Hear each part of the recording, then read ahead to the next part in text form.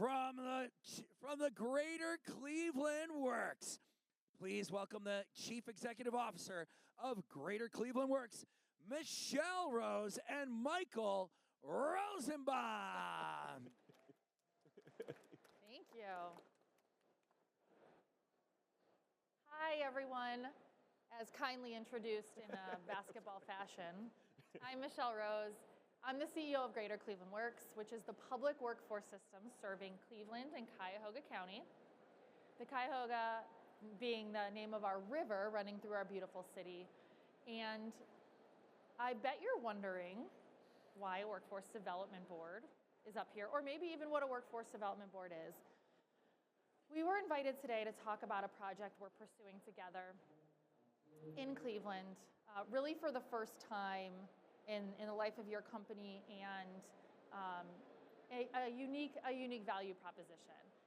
And it's all in response to this massive change that AI is enabling. And I know we all feel that change. I think it's the theme of this conference.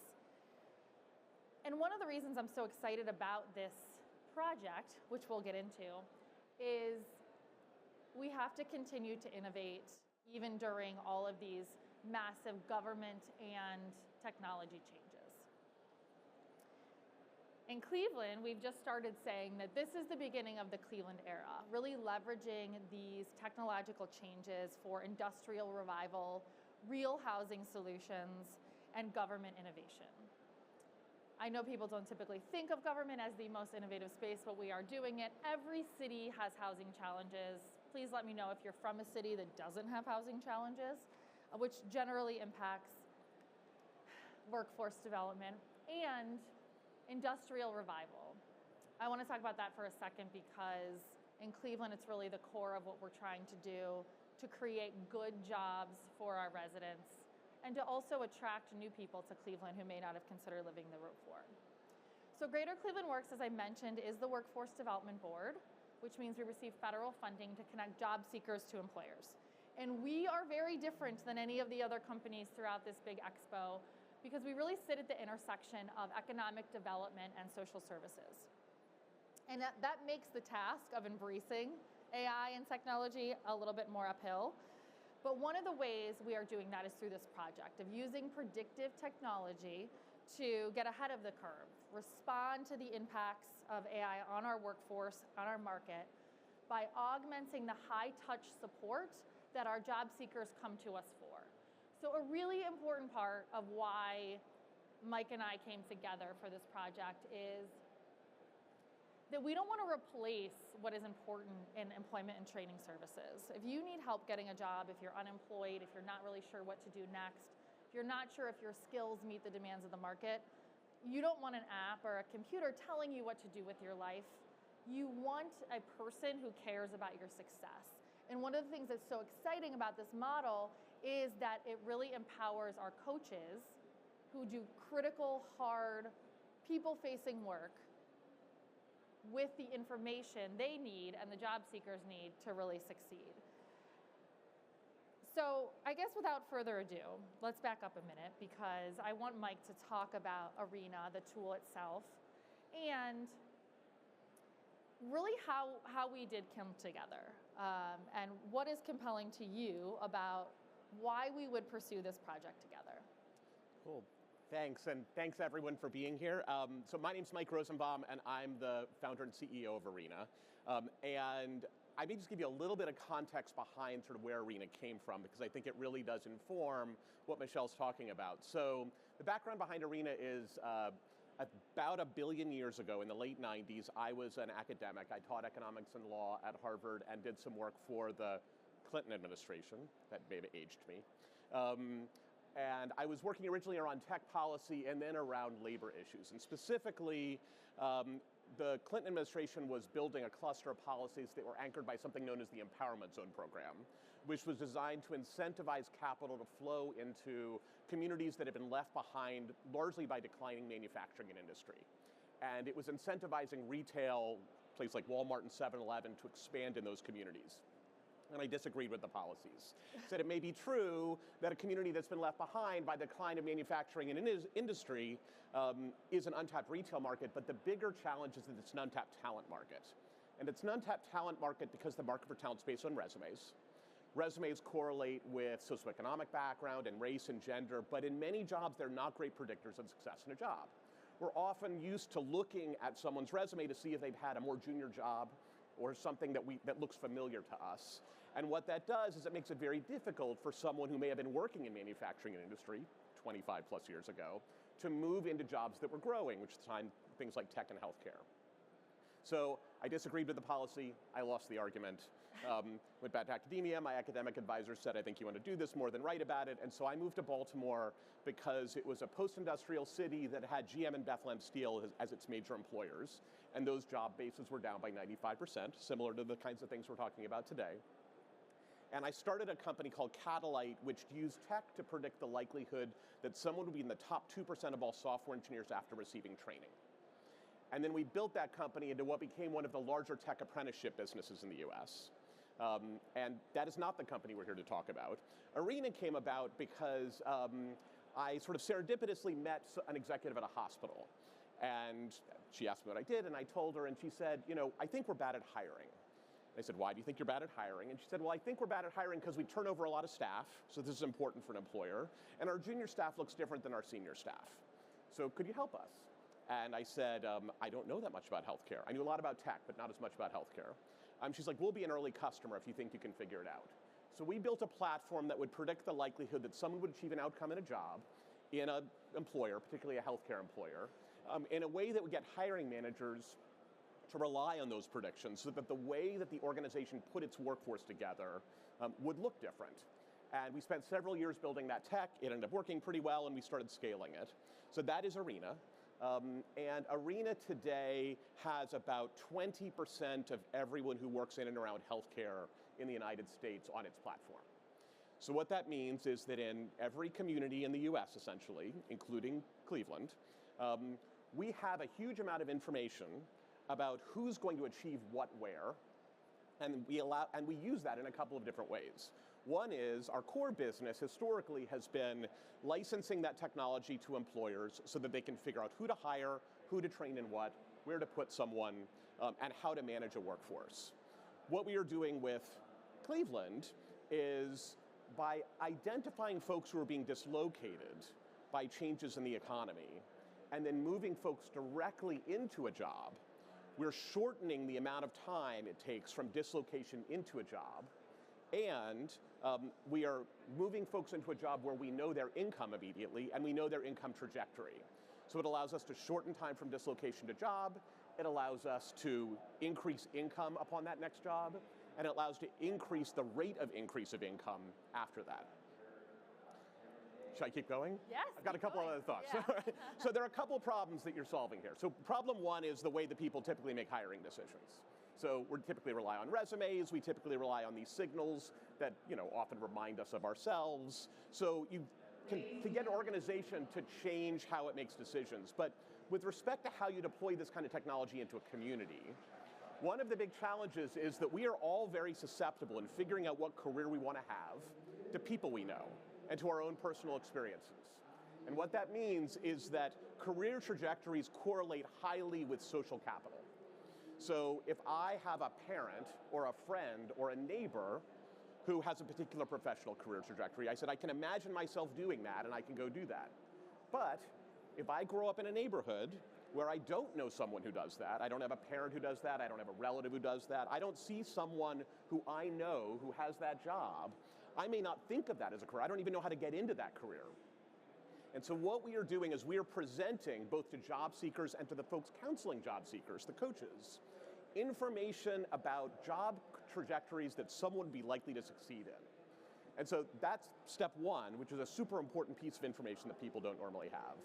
But the second piece, particularly in communities that have historically been bulldozed, figuratively or literally, in communities where folks have been bulldozed, people may be used to hearing, I could have this job. But when it really comes down to it, you can't get that job. And so what Arena is doing, because Arena's anchor is the employer.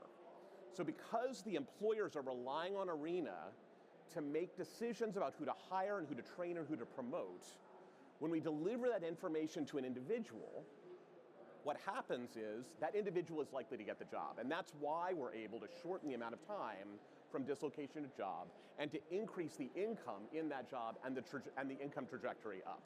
So it's a super important, obviously a big structural problem that lots of people talk about in lots of different ways, but this core problem, which we see in it manifests in lots of ways in our economy, you can measure it. And so, which comes to sort of the other piece of what we are doing in Cleveland, which is the ability to measure and to demonstrate the impact is an incredibly important part of justifying a public expenditure or a private expenditure.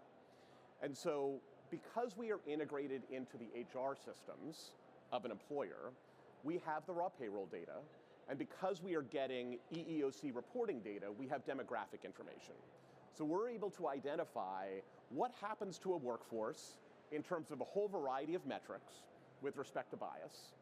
We're able to measure what happens to a workforce in terms of income, and we're able to measure what happens to an individual in terms of the amount of time someone is out of work, and then, again, what that income trajectory up looks like.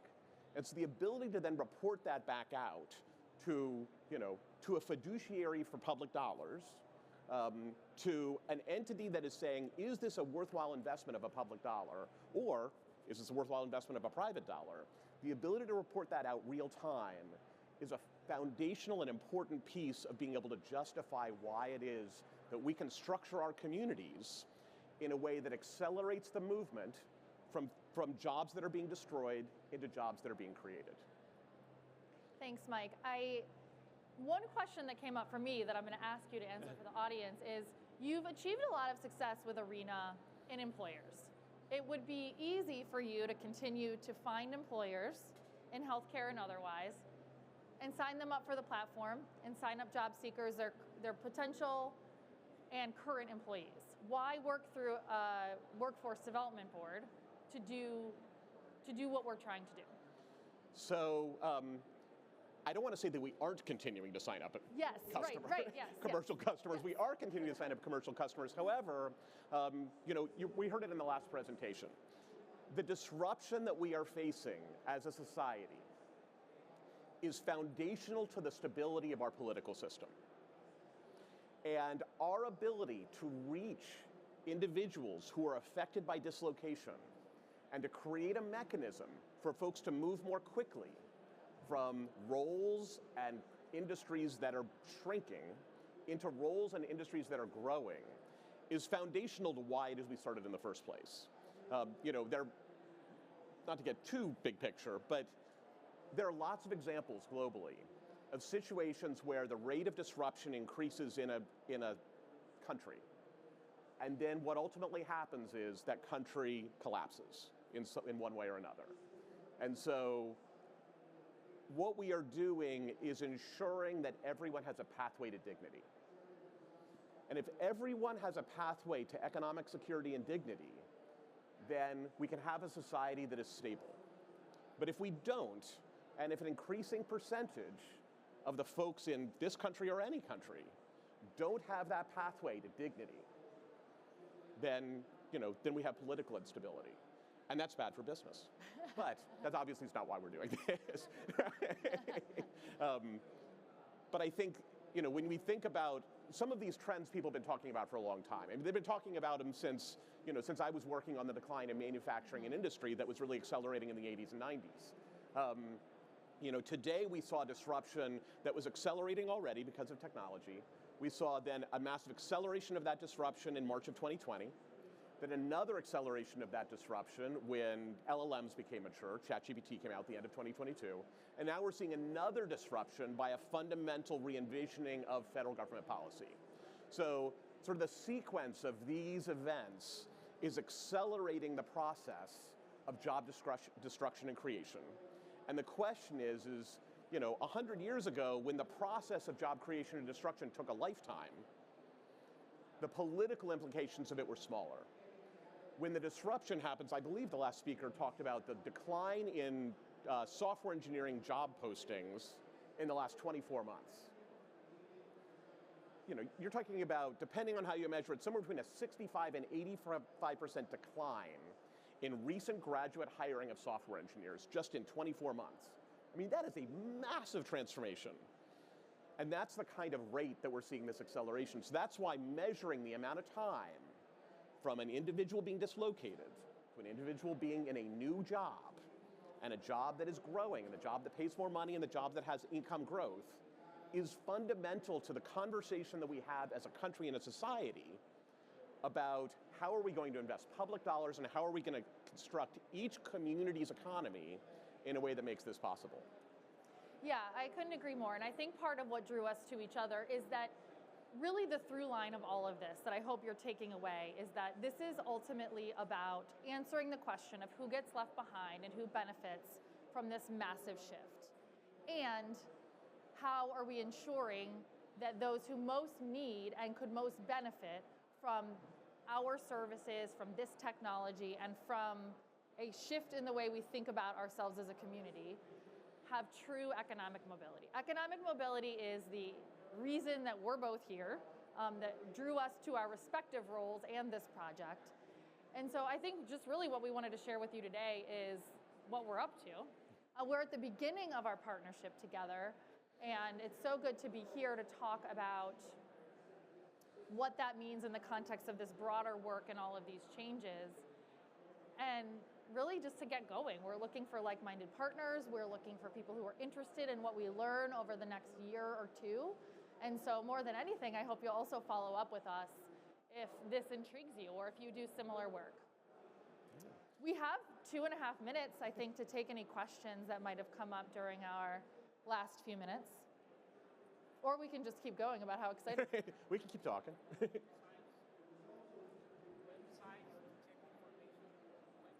Websites, our websites? Oh yes, greaterclevelandworks.org. We'll go back to the beginning, and it's arena.ai, or AO. .io. IO, sorry. Yeah.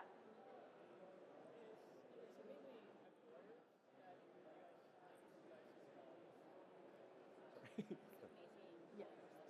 So the question is, are we mainly signing up employers to the platform, or how are we searching for the job postings?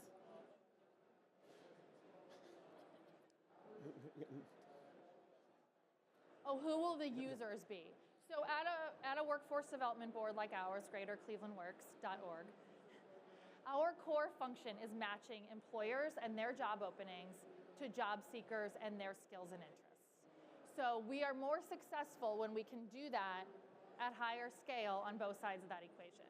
So the users will be employers who want to find workers, job seekers who want to find their next career opportunity, and as we mentioned earlier, the job coaches who have a critical role in matchmaking that is supported by this matchmaker technology. So, and just to be clear, so today there are a lot of employers in the Cleveland area already on Arena. And so we already have their HR data.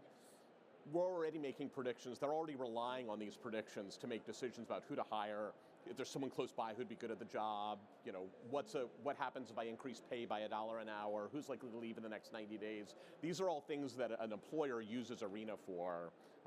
What we don't have is the more direct access into individuals being dislocated in the Cleveland metro area.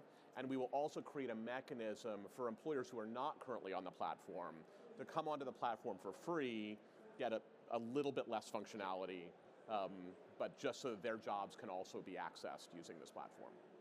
So at our job center, we see about 11,000 job seekers a year, mostly people who are dislocated or unemployed from the labor market and are looking for their next opportunity. So that's where we want more job seekers onto the platform. And Mike's being humble, but I just want to say that the employers already on in Cleveland has seen incredible success in a short time, really in both reducing time to hire and retention. If any of you are in HR, you know how important retention is because it's so costly to onboard and train new employees. We want them to stay and be happy, and really, for me, that's a huge draw of this technology is the retention capabilities. Sorry. Sorry? Is there a fee? What's the fee for the service? So, so today, job seekers don't pay anything. There is an economic relationship between Arena and Greater Cleveland Works. Employers who use us for various predictions pay a license fee to Arena to use the technology. That's sort of Arena's core business, is we license a platform to an employer to help them organize their workforce.